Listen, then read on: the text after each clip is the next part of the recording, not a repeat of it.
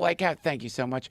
But you don't know what's going on there. Do you know about the Coral Castle? Yeah, in that Florida? guy. Yeah, it's fascinating. That's all he would say. He figured it out, but no, he didn't say how. Yeah, this guy by himself. Have you ever seen this? Yeah, I've seen It's it. amazing. This guy by himself moved all these giant stones and made this beautiful, like it's like a just giant art piece, right? All of coral that he cut. He built all that shit, man.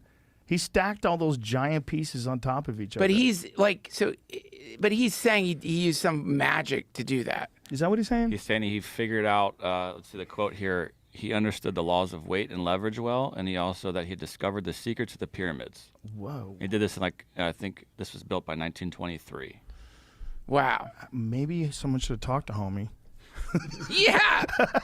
Yeah, we're all That would be a guy. I'd great. be like, hey, man, what do you know? He figured out to did you levitate do stones. that? Okay, let's have tourists come by. The wackiest theory that I've ever heard, and the first time I actually heard it, I heard it from Eddie Griffin, and I thought he was just having fun.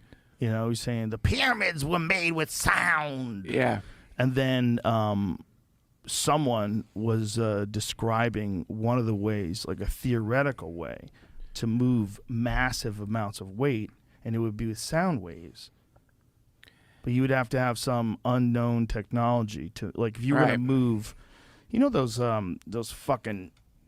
ones that they find, those obelisks that haven't even been picked up yet, but they were cutting them and they were, you know, something cracked in the process, and so they abandoned it. There's a few of them that are so big, they're so crazy. It just, you can't even imagine someone being able to move it today with modern equipment. It's like, what the fuck was going on? Right. Imagine if they had some sort of super sophisticated way of manipulating the environment around an object. Sure. And you can move objects around. Like, Dude. what would that be? I sent you that. Did you see that weird fucking gear that they say it's for incense, but it's not. It's like some kind of rotor. It's called a Jamie, I'm sorry to ask, but if you look at, it's like a ancient Egypt propeller or something. It looks like a propeller, but it's one of the theories is it was used as some engine or something. I mean, you see these fragments of things all over the place, and weirdly in Egypt, they don't. You have to tell that me thing. this thing. Yeah. What is that? Yeah. Look at that. They say it was for incense, but to me that looks like something from an engine or like something inside a lawnmower or something. You know, It could have been for incense. I mean, I don't know. People have actually like 3D printed it and used it like a propeller. Really? Yeah. And it works? Yeah, like if you shoot water through it, it goes super fast. Huh. Yeah. The Sabu disc. That's what it is. It's so weird.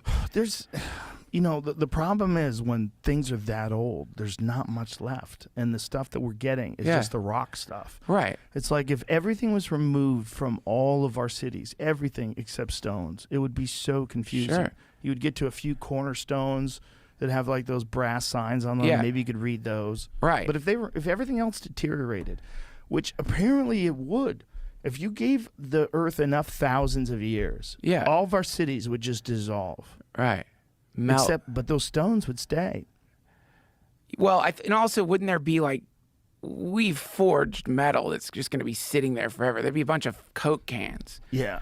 How many years do you think it would take to like make the Empire State Building corrode into dust? Oh man, I love doing your fucking podcast. I love doing it with you. It's so fun. It's so fun. How many? It would take, you know, like how many thousands of years? Thousands. Wouldn't it be 1,000,000 years at least for that thing to corrode to nothing? It's going to take so long.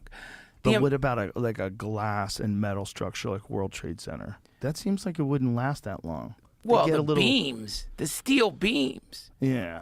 You know? Like how long before those rot away? Because it doesn't seem like we find a whole lot of fucking metal that we know that humans have tampered with. That's, you know, there's no stainless steel from 12,000 years ago. Right. Yeah, no. What if they had it?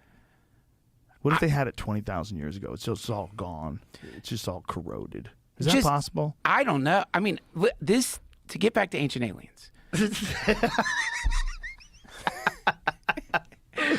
because I think that's a big piece of the puzzle. To get back to that,